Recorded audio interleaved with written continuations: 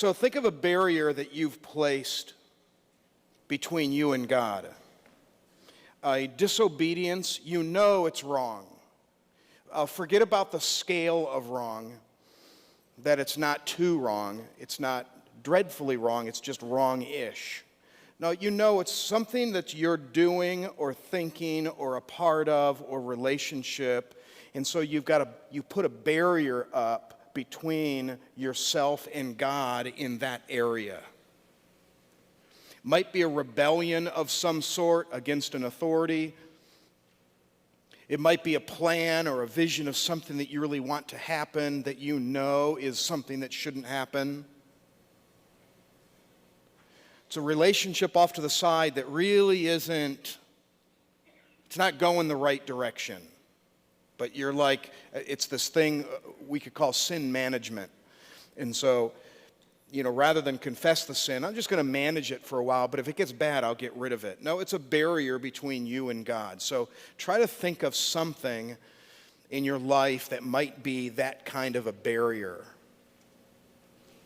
And if you can't think of one, ask a close friend. They'll give you plenty of choices. Ask a spouse.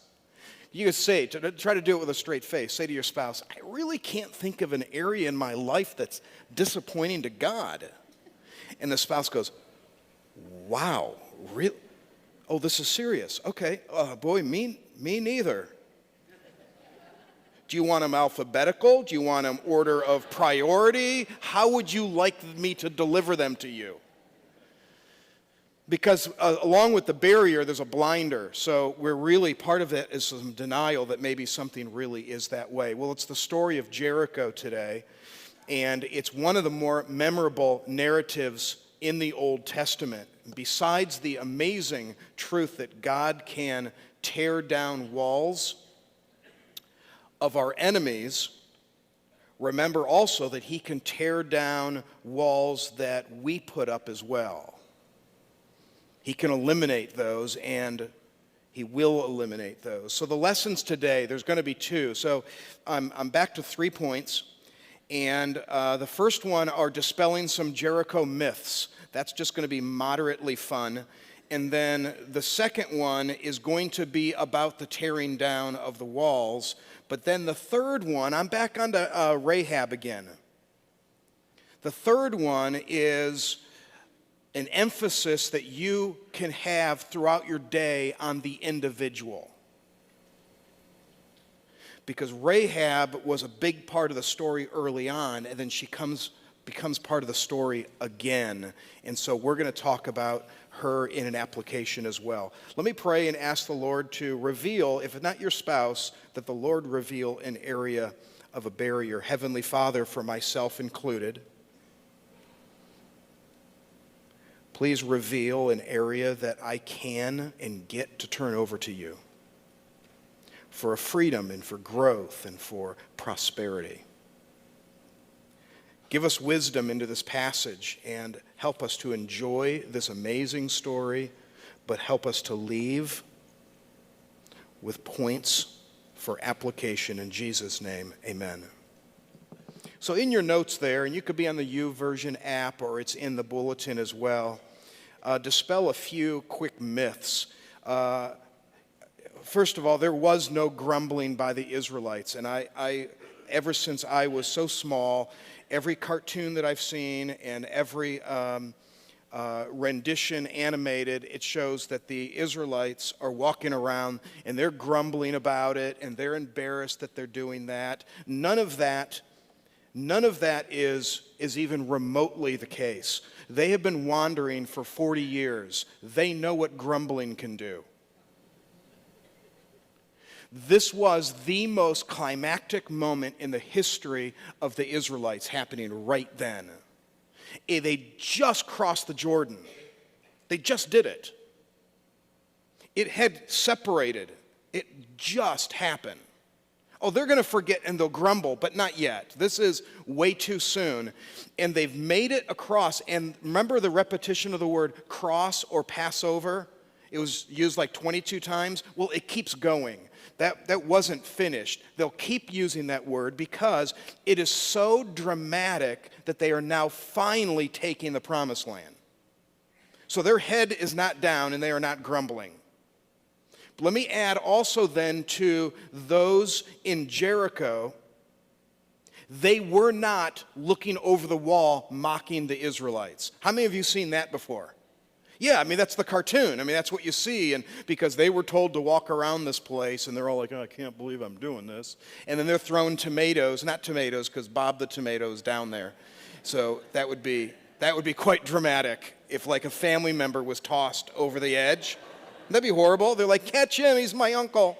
So they were maybe throwing rocks or something down at them, and so they're being mocked at the top, and they have to do that for 6 days because they're told to march around this place once a day for 6, and the 7th day, oh no, I had to do it 7 times.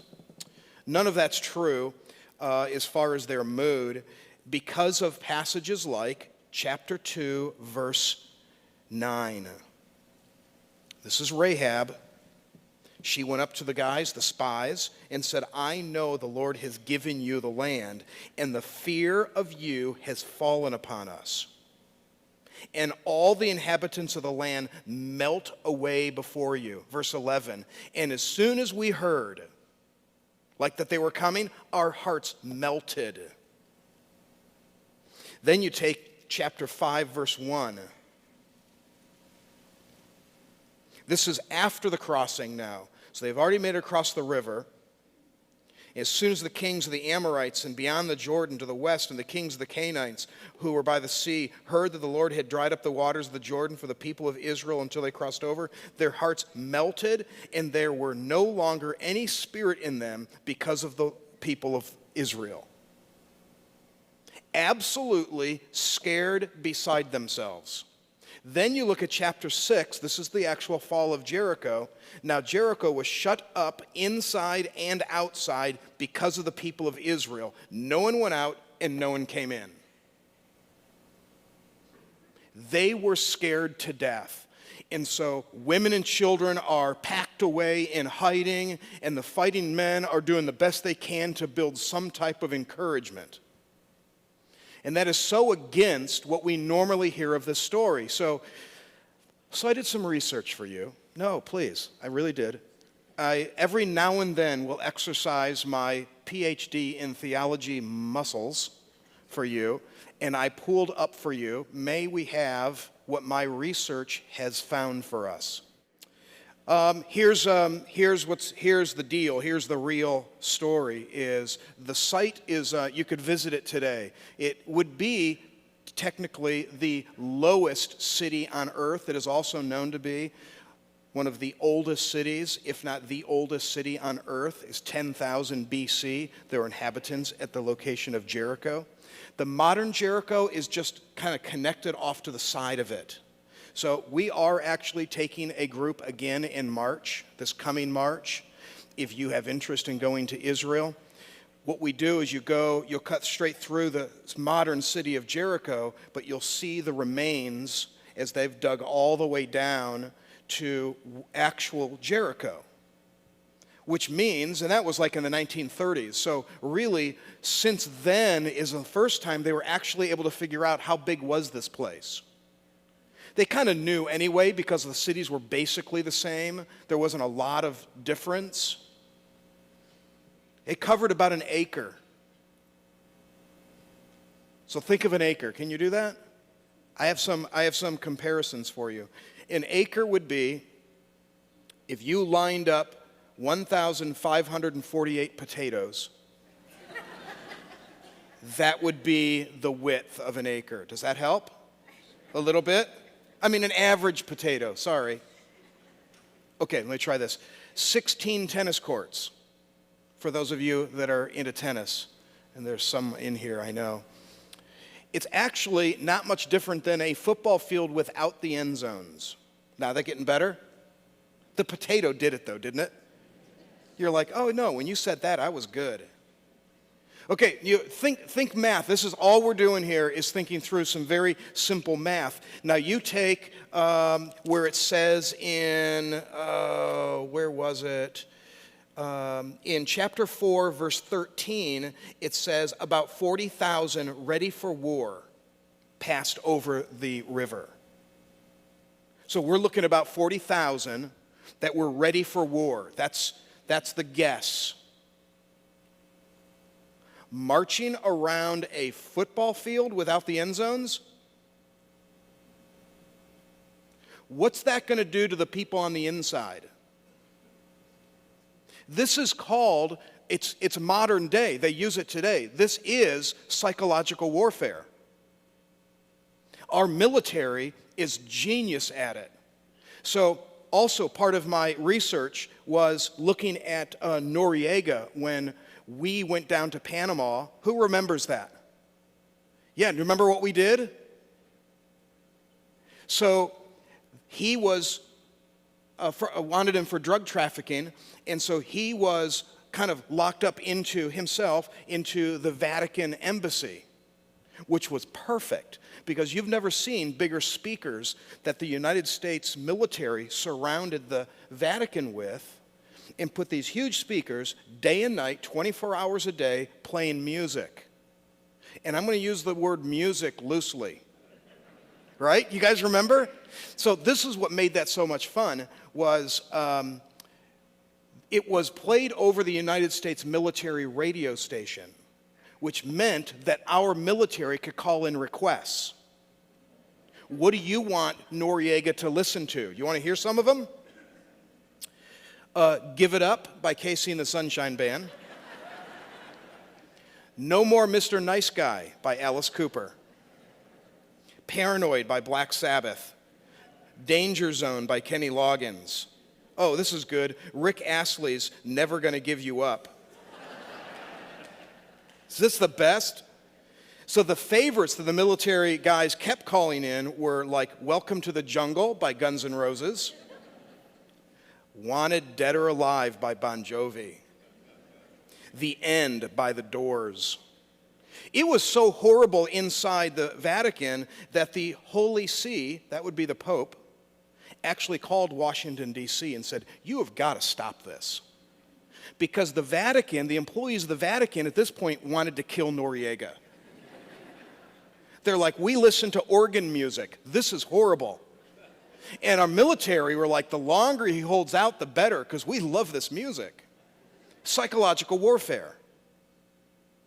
So if you take Bank One Ballpark, Chase Field, if you take that and elongate it a little bit, because the real Jericho was actually skinnier and longer, if you cut out some seats, we don't use them anyway. So, oh really, like you're big defenders of the Diamondbacks now? You can't say anything about them. No, they'll fill it if a good team comes. And then, so if you scoot it in a little bit, chop off some of the edges, really it's not far off and you get 40,000 people walking around it. No, keep thinking this through. 40,000, and they're not single file, like they had like 2 Ps and then a third P in the video. They'd have, however wide and march around. You think that's bad? And then they leave. They march around and then leave. And it's quiet.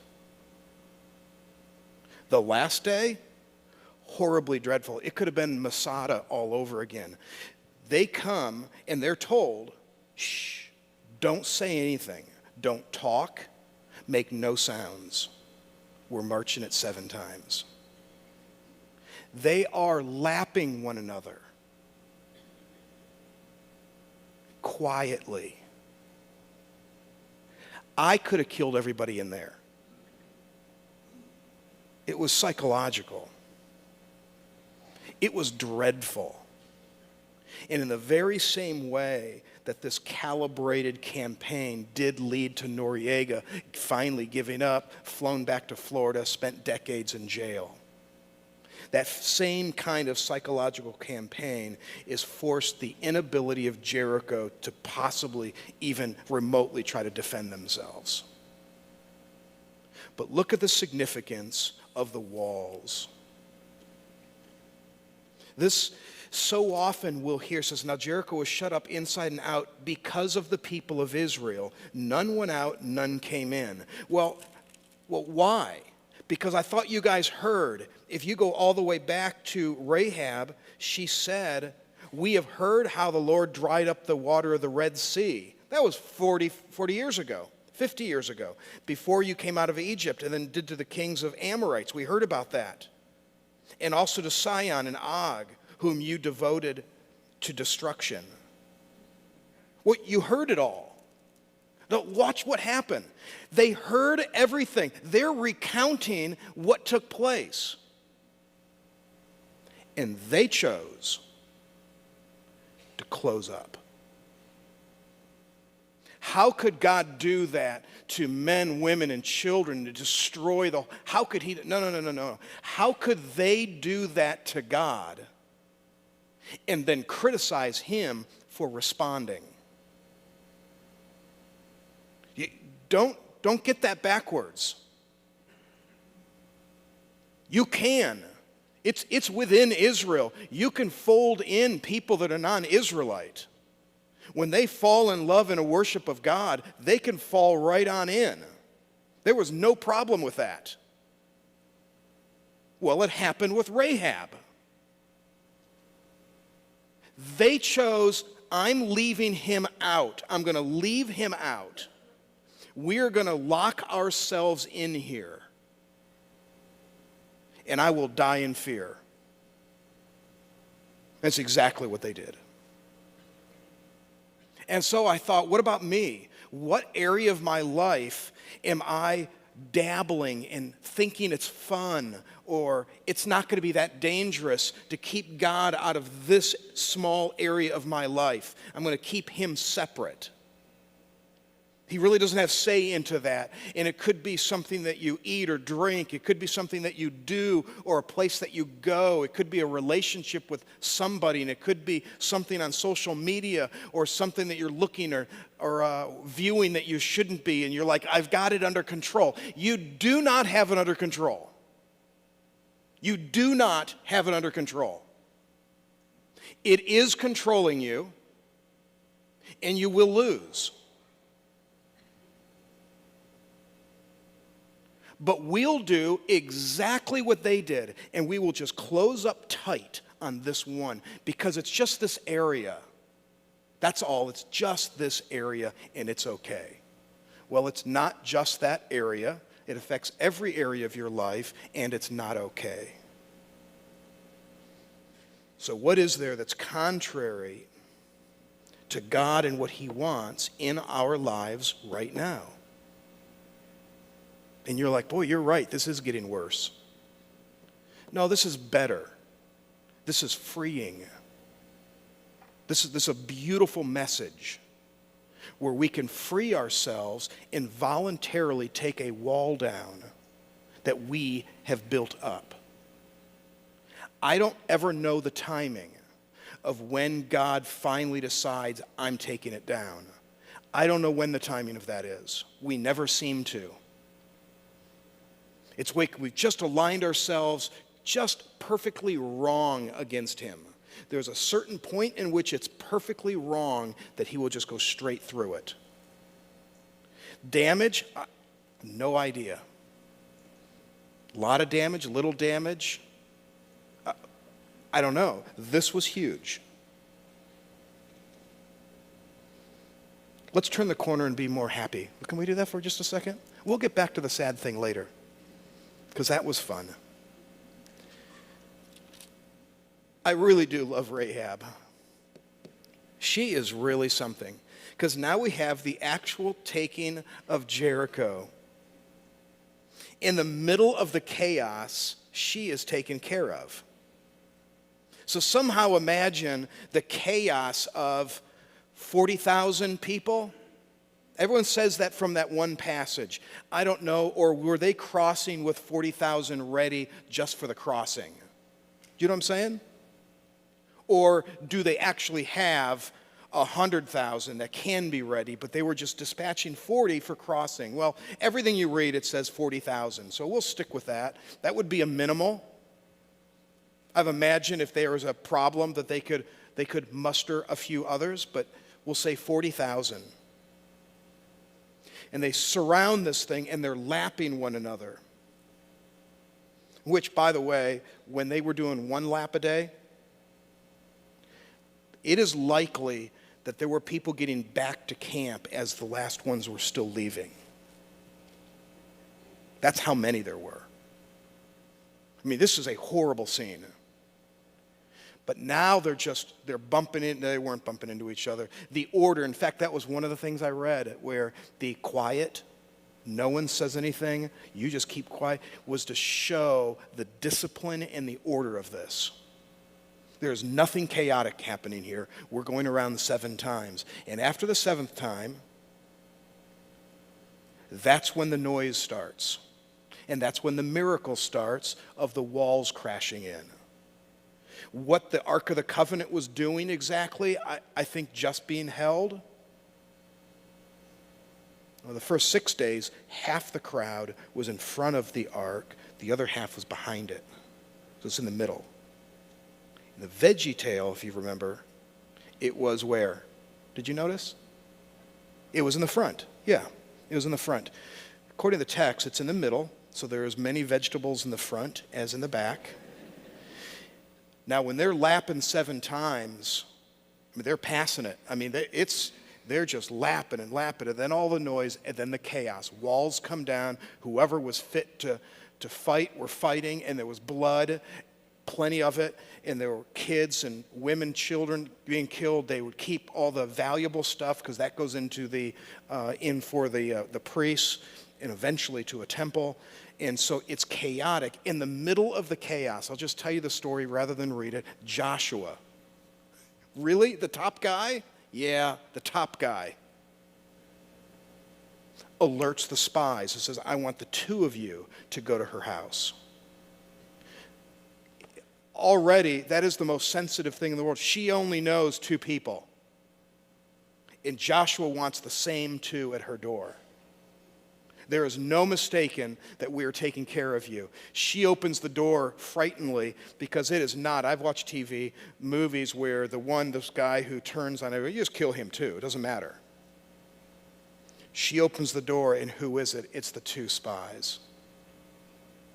Collects her friends, her family, all those, and makes sure they get off to safety. Thanks to our Lord, directly through Joshua himself, which I can't even imagine, as you are trying to organize this conquest of the city, that you are actually taking the time for Rahab.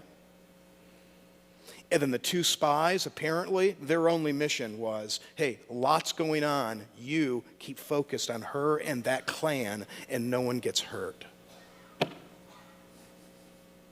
So I thought, yeah, I'm going to run to Big Lots today. I'm going to go over to Trader Joe's. The back area, they have discounted stuff. Buy the free coffee. I like that. So busy, really busy. I got those 2 things to do. Am I conscious of people around me while I'm doing that? As a believer. They're in the middle of the chaos of Jericho, and they are conscious. It's not, oh, yeah, whatever, I can't be bothered with this. I have got this. Oh, no, I am bothered by this. In fact, nothing will bother me more than if anything happens to these. So make sure they're taken. Is that a beautiful story of people? You and I come across people every day, and we come across them at Big Lots and at the dry cleaners, and we come across them just walking down the street with their dog, and they're minding their own business, their heads down, and we're like, well, that's not a God thing, just ignore. And I thought, I want to be that one when it's a little kid to speak to the child. We need to be the one to realize that God doesn't love a people group. He loves people. He loves individual people. And he takes time out specifically. It was unbelievable, if you recall, the number of verses that were devoted to Rahab. 86 words are used for Rahab. 86 verses. 102 were used of Jericho. It's almost split. Huge conquest, love people. I want to mention somebody who I listen to in my office on enough occasions, Mahalia Jackson. Any Mahalia Jackson fans in here? Okay, she is not one of the Jackson 5. That'd be the Jackson 6. It was Mahalia. I love that picture of her. She's so beautiful. She died in 1972, known as the Queen of Gospel. In fact, little does anyone actually know, this is off track, but it seemed like since I've shown a VeggieTale, why not? Is very few more know today that if not for Mahalia Jackson, the I Have a Dream speech would not have been the I Have a Dream speech. He was speaking off of a script, and truthfully, it was somewhat boring. And she had just sung 2 songs before Martin Luther King. And as he was speaking, she also was getting bored. The 250, 300,000 wonderful men and women in that crowd, she yells out because she's on stage, Martin, tell him about your dream. Tell him about your dream. And you could see he looks down, glances over, moves his paper to the side, and says, I have a dream. Isn't that awesome? It went off script because of Mahalia Jackson. African American spirituals was her thing. Nobody will sing a hymn or a spiritual like she does. Watch videos, she's singing to a crowd, and she'll end up walking off stage and leaving, and she's still singing. She is clapping her hands and singing, and she's in the back, and it doesn't matter if there's a crowd or no crowd, she loves it. One of the classics is The Walls of Jericho. That is an African American spiritual. For a reason. It's the walls. It's that spiritual rendition of the story of Jericho, tear down the walls. Theirs was 100% captivity and slavery, and they prayed and sang that God would tear these walls down. That was the message. The message for us today, there are walls in your life that have to come down. You will not experience the blessing and the flourishment of God if the walls are in your life. You can't have them there. And roll the dice, leave them as long as you think you can leave them, they're going to come down. They're going to come down and someone's going to get hurt. It could be you. It could be people that you love the most. But when they come down, it usually isn't orderly. But for us to take the freedom and the moment to say, God, there's areas of my life that just aren't right, and I want to reveal this. And I want somebody to know about this because I want this area to come down. That's the message for us. Is it to look after people that are around us and who love us, and do we conscious of the individual? Yeah, that's always a message. I want that spinning off to the side. I think that's really important in the story of Jericho because she's there in the center of it. But the most important message are the walls. God himself took those walls down. God himself can take your walls down. Find a trusted friend who loves you and say, I'm involved in this. Could you help me dismantle this? It might be eliminating some things that you have digitally or eliminating places you go. I don't know what it is, but it's very practical that you say, I want them to come down and I'd like some assistance in it. And that person's going to go, you want walls? I got walls. Right? Every one of us. And yet, we'll walk out of here as if, no, yeah, not really. Don't really have any. Because that's one of the walls. is that we don't listen well enough when God speaks to us. So we get out and we go to a Bible study and then we go to lunch and then it's a nap, certainly, and then we work through the day and then we have forgotten about it and the walls have been preserved. The walls are still there for another day. Well, my prayer is for all of us, myself included, that we identify a wall of some sort of resistance, of disobedience before God. Identify it, think through who we could talk to help eliminate that, to a freedom of a relationship with God. Isn't that beautiful? Isn't that why we came to Christ to begin with? To free ourselves to Him.